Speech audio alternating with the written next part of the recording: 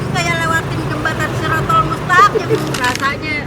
Mungkin enakan flying fox kali ya kan. Dalam konteks tata kota itu sebenarnya keberadaannya tidak dianggap dalam tanda petik ya, seperti anak haram yang dibutuhkan. Memang harus perbaikan dan untuk sarana jalanan juga segera harus diperbaiki. Karena ini hidup sekali untuk masyarakat.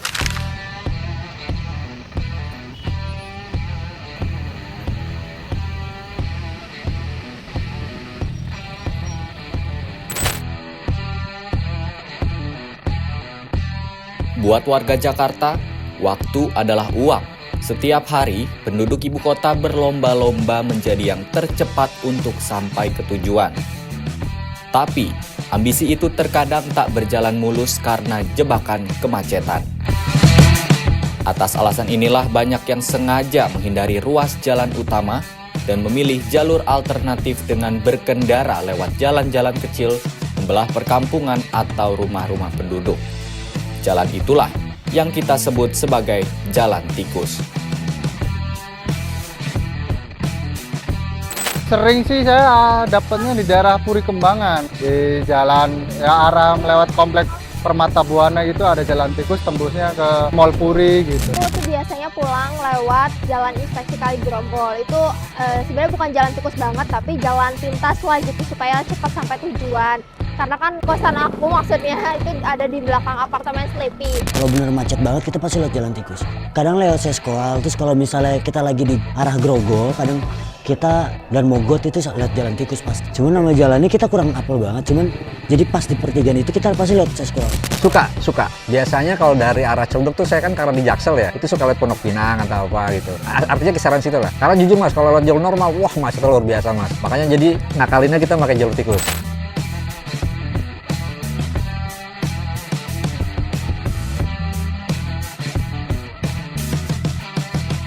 Paling kalau dari arah tujuan awal 6 menit gitu atau 8 menitan, kalau misalkan lewat depan itu bisa sampai 10 sampai 12 menit. Jadi lumayan banyak sih mangkas waktunya. Sekarang lebih cepat kalau lewat jalan tikus. Jadi bisa mangkas waktu. Biasanya kalau lewat jalan gede itu 15 menit, ini lewat jalan tikus bisa 10 menit. Pas waktu jadi 5 menit. Kebetulan kan di situ juga lagi ada perbaikan jalan kan. Itu macetnya luar biasa banget sih. Kita pasti lewat jalan pintas, jalan tikus, itu lumayan loh memakan waktu 10 menit, 20 menit itu 10 menitan lah kayaknya. Kalau jalur saya bisa jalan Cenduk Raya ya, itu bisa makan waktu 2 jaman untuk ke lokasi. Kalau jalan tikus saya bisa makan setengah sampai 1 jam.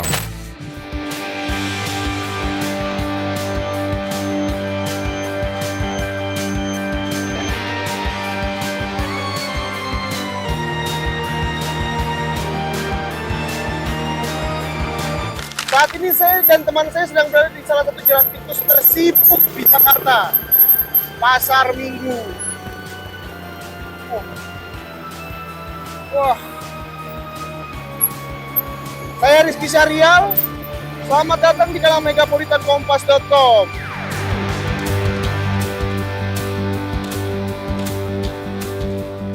Untung ada jalan tikus.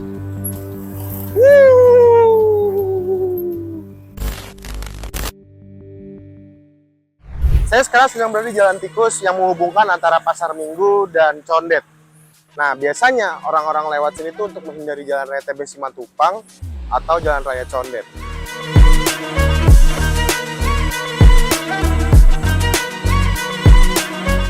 Jalan tikus ini lebarnya 3,5 meter. Udah kebayangkan gimana sempitnya. Terus juga kontur jalanannya tuh geradakan. Jadi emang harus lebih ekstra hati-hati kalau lewat sini.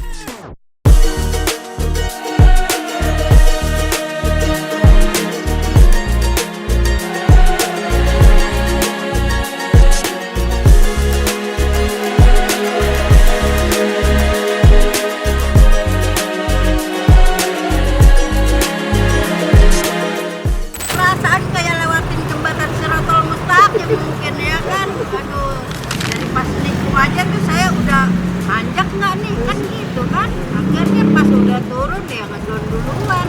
Ya, sekian dan terima kasih ya kan. Siapa yang mau nyungsep konyol? Rasanya mungkin enakan flying fox kali ya kan. Ada pengaman ya kan. Nah ini kita. Kalau bukan malaikat yang ngamanin siapa kan? Tapi bagusnya, jadi kita ingat mati dan ingat dosa. iya nggak?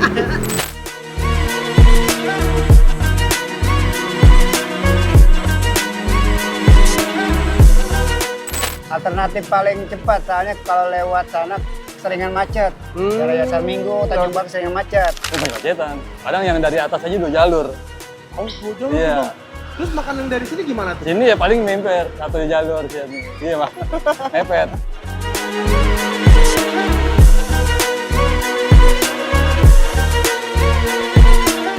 Kalau kita bicara jalan tikus ya, pada saat kemacetan parah, masyarakat cenderung untuk mengambil jalan pintas dan biasanya masuk ke jalan-jalan gang sampai dekat jalan tikus. Itu biasanya ke daerah yang sangat padat dan sangat macet parah. Biasanya pilihan paling baiknya adalah memotong jalur jalan tikus. Ya, meskipun mereka tahu itu bukan jalan lingkungan.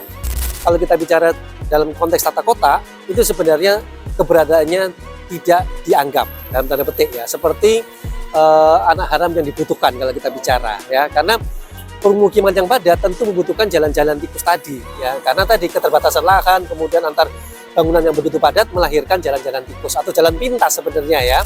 Kalau kita bicara status sebenarnya dalam undang-undang jalan misalnya tidak dikenal namanya jalan tikus ya, apalagi sampai dengan bisa dikatakan menjadi urat nadi kalau terutama di jalan-jalan macet ya, pasti paling favorit ada di jalan tikus kan. Dalam konteks tata ruang kota pun ya, tidak ada dalam penggambaran itu masuk ke tingkat jalan tikus ya, sehingga kalau tadi ditanya bagaimana status hukumnya, bisa dikatakan jalan tikus itu tidak memiliki payung hukum. Nah, repotnya tidak diakui secara hukum dalam undang-undang jalan. Dalam konteks ini, jika terjadi kecelakaan misalnya, baik itu antar kendaraan atau pemotor atau bahkan dengan si penghuni, itu dalam konteks ranah hukum menjadi sulit.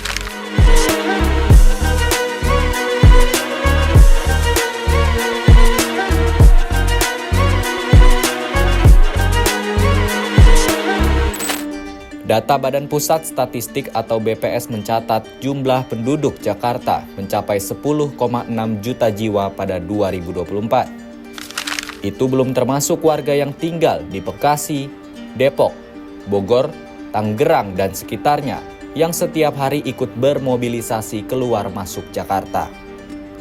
Transportasi umum seperti KRL, MRT, LRT atau Transjakarta memang jadi salah satu pilihan warga bermobilisasi.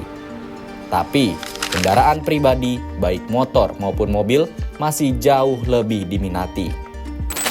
Kembali mengutip data BPS tahun 2023, ada lebih dari 18,2 juta unit sepeda motor dan lebih dari 3,8 juta unit mobil di Jakarta. Padatnya jumlah penduduk di Jakarta ditambah banyaknya kendaraan pribadi inilah yang menjadi sumber kemacetan. Menurut laporan TomTom Traffic Index 2023, Jakarta menempati urutan ke-9 kota termacet di Asia dan urutan ke-30 kota paling macet di dunia. Riset TomTom menemukan bahwa untuk menempuh perjalanan sejauh 10 km di Jakarta butuh waktu rata-rata 23 menit 20 detik. Tak heran jika warga Jakarta dan sekitarnya memilih menggunakan jalan tikus untuk menghindari kemacetan. Jalan itu ramainya dari jam berapa sampai jam berapa sih? Kalau di sini ramainya dari jam 4:30 ya. Jadi udah subuh, itu udah cukup ramai karena ini kalau orang-orang kerja. Sama ke pasar gitu ya? Betul, ke pasar juga ya kan. Ini ibaratnya nggak ada matinya lah. Karena kalau lihat dari kondisi jalan kita ya kan, di sini kan hidup sekali untuk kereta apinya. Ya. Terus lalu lalangnya juga ya kalau memang nggak dibantu sama ini, memang harus perbaikan dan untuk sarana jalanan juga segera harus diperbaiki. Karena ini hidup sekali untuk masyarakat. Nah, tadi tuh teman saya juga udah ngitung situasi ada beberapa kendaraan yang lewat di sini. Nah, tadi tuh lu tuh survei ada berapa kendaraan di sini? Saya sendiri setelah menghitung secara manual selama 1 jam itu setidaknya ada 3.726 kendaraan yang melintas di Jalan Masjid Al-Makmur atau lebih tepatnya di samping stasiun Pasar Minggu yang merupakan jalan tembusan ke Jalan Raya Condet. Tak cuma membantu pengendara memangkas waktu tempuh, bagi segelintir orang, jalan tikus menjadi kesempatan untuk mencari rezeki, bahkan tempat menyambung hidup. Ramainya jalan oleh lalu lalang orang dimanfaatkan warga untuk menjual berbagai barang, makanan, bahkan jasa. Siapa sangka, jalan sekecil ini bisa menjadi gula bagi semut-semut ibu kota. Buat pedagang, tempat sih emang strategis, tapi kalau masalah rame atau enggaknya, ya namanya orang dagang ya kadang rame, kadang sepi. Paling rame banget ya malam sekitar jam 9-an, soalnya kan orang-orang pada ke pasar gitu. Orang pada ke pasar kadang mampir dulu ke sini, orang dari mana-mana gitu pulang kerja kadang suka mampir kalau macet banget di sini jalanannya.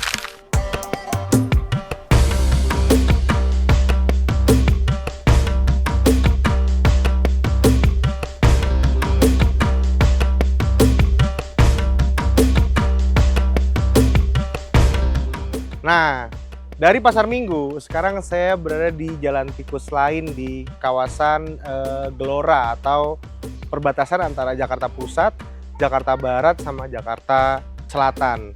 Kalau orang-orang bilang di sini namanya Jembatan Kuala Lumpur. Jembatannya sempit ya, sekitar 1 meter atau 1,5 meter, cuman bisa muat 1 motor. Walaupun sesempit gini jembatannya, tapi masih banyak orang yang mencari rezeki di sini.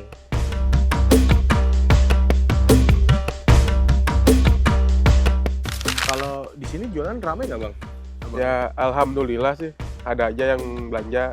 Apalagi sore ya, bensin tuh lumayan. Oh, jadi orang-orang yang motong jalan tuh habis beli bensin gitu ya? Dari orang yang motornya kehabisan bensin itu pada lari ke sini. Oh, jadi yang paling banyak pendapatannya bensin gitu bang? Iya, apalagi ada yang numpang istirahat, kan kadang tuh numpang ngopi-ngopi. Oh, ngopi-ngopi bisa nih bang di sini? Bisa, sudah kopi bisa. Bang, ini kan dari segi jalanan kan ramai banget ya.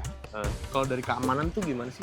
Kalau buat keamanan sih, selama ada yang jaga ya, parkiran tuh aman-aman aja bang. Oke. Paling ya berisiknya itu motor lewat. Oh, berisik. Apalagi yang suara knalpotnya berisik ya kan.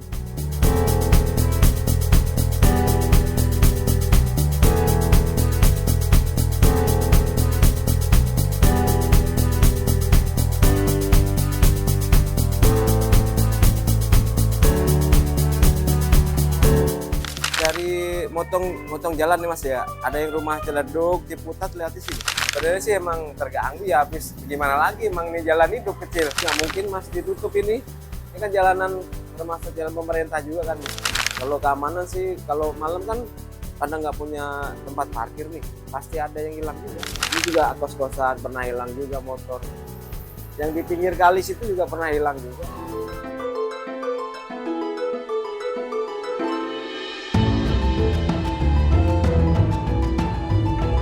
Satu, jalan tikus ini suka tidak suka menjadi jalan favorit terutama pengendara motor. Artinya ada demand, ada kebutuhan, ya. Di sini pemerintah harus melihat karena ada kebutuhan, maka keamanan dan keselamatan menjadi prioritas. Baik keselamatan bagi warga yang tinggal di jalan tikus maupun pemanfaatan jalan tikus itu sendiri. Karena tadi digunakan oleh masyarakat menjadi urat nadi jalan tikus bagi warga pengendara, tidak tertutup kemungkinan pemerintah untuk meningkatkan kelas jalannya. Nah, kalau pemerintah meningkatkan kelas jalan dari jalan tikus menjadi jalan gang misalnya, bahkan masuk ke jalan lingkungan, berikut dengan penataan jalan, saluran air misalnya ya, maka sejak saat itu juga pemeliharaan dan aturan diambil alih oleh pemerintah. Ketiga, ini kalau kita bicara jangka panjang ke depan, idealnya pada akhirnya adalah pengembangan transportasi massal, Mas Rizky.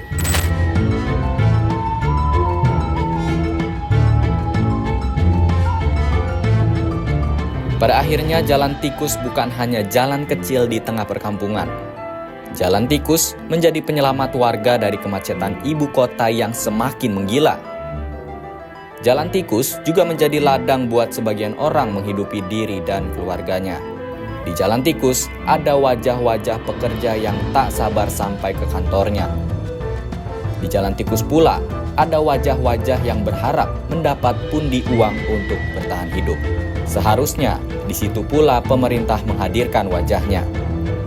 Butuh peran pemerintah untuk membuat jalan tikus yang berlubang kembali mulus.